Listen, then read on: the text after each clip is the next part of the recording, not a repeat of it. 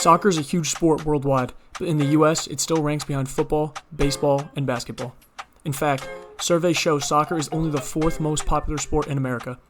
For example, a 2017 poll found 37% of Americans named NFL football as their favorite sport, versus just 7% for soccer. Even in 2023, only about 5% of US adults said soccer was their favorite, far below football's 41%. Put another way, roughly 30% of Americans call themselves fans of pro soccer, an all-time high in 2019, but most still aren't interested in watching it. In contrast, Americans have built a huge industry around football, baseball, and basketball. For decades, the NFL, MLB, and NBA have commanded massive TV audiences, media attention, and cultural cachet. Even so, US youth soccer participation is enormous, and demographics have been shifting in its favor. Analysts note that American soccer viewing has been climbing, with major tournaments now drawing bigger TV audiences. For example, US viewership of the 2015 Women's World Cup hit 26.7 million people, and summer 2024 tournaments like Copa America and the Euros saw US audiences rise by 100% and 29% respectively. Additionally, MLS averaged over 20,000 fans per game in recent years, making it the third highest attended league after the NFL and MLB. Soccer fans in America also skew younger and more diverse. One study found 54% of US soccer fans are under age 45, which is 8% more than NFL fans, and about 40% are non-white. Hispanic communities in particular drive growth. The US has the world's second largest speaking population, and Liga MX actually outdrew MLS on TV in 2021. In short, soccer's popularity is rising and young people love it. Why then is soccer still not one of the big three sports in America? A big reason is tradition and culture. For the past century, America built its sports around homegrown leagues. Football has been America's game since the 1970s, and today roughly about 40% of adults say that NFL is their favorite sport. The NFL's massive TV ratings, franchises worth billions of dollars, and pageantry around events like the Super Bowl have made it a huge part of US culture.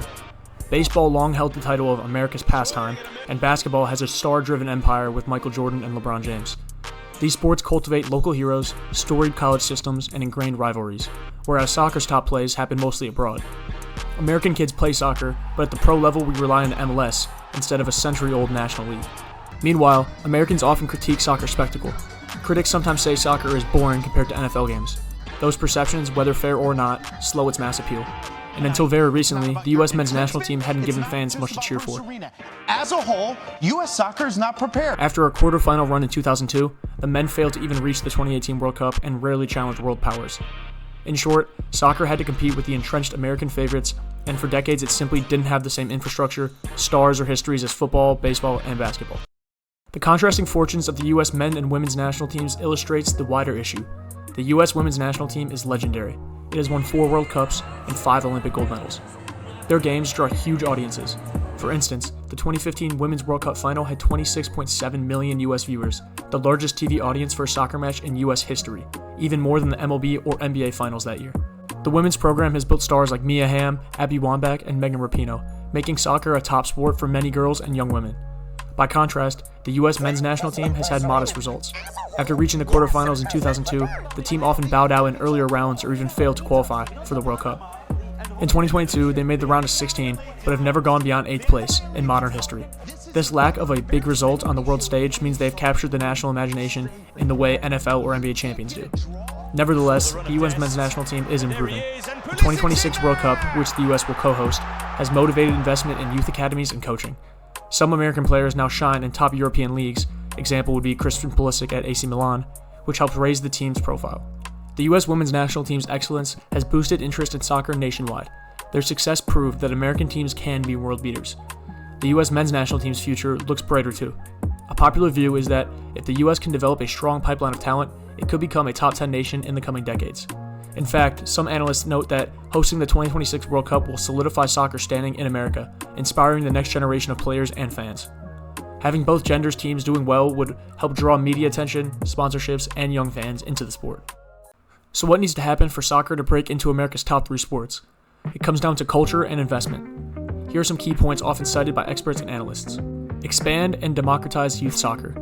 Making soccer truly the people's sport means lowering barriers for kids. Right now, many elite youth programs are pay-to-play, which excludes lower-income players. Broadening access by more public fields, school programs, scholarships for clubs, etc. would grow the talent base. The U.S. might also take cues from other countries with stronger soccer cultures. Invest in coaching, technical academies, and scout kids early on. In short, build a deeper grassroots system rather than relying on one superstar to emerge overnight. Boost the professional leagues. MLS and NWSL have momentum, but continued investment is crucial. Expanding to more markets, building soccer-specific stadiums, and increasing team payrolls can improve the quality of play. Big-name players like Lionel Messi in Miami or past stars like David Beckham at LA Galaxy help raise visibility, but lasting growth requires better homegrown talent and competition. Already, rising attendance and media deals show potential. MLS drew a record 10+ million fans in 2022, and new TV contracts, for example a $2.5 billion Apple Plus deal for MLS, are pouring money into the game. Continued promotion will keep the sport in the public eye. Leverage international competitions. Major events are prime opportunities. The 2026 World Cup on home soil is a huge chance to convert casual viewers into lifelong fans. As one college student noted, hosting the World Cup could make the US a top 10 team in 10-15 years and, quote, bring much more attention to the sport. In the meantime, US players participating in high-profile European competitions, Champions League, Euros, Copa Americas, etc., can be marketed domestically to grow interest. Also, reinforcing the value of winning trophies gives the fans something to celebrate. Capitalize on women's success. The US women's national team has shown how a winning national team drives popularity. US soccer can continue to elevate the NWSL and spotlight female stars to keep new fans engaged. Many Americans who love the women's team might become broader soccer fans if given more opportunities. As sports business experts note, viewership and sponsorship in women's soccer are already surging. This momentum could spill over to the men's game and MLS if harnessed well.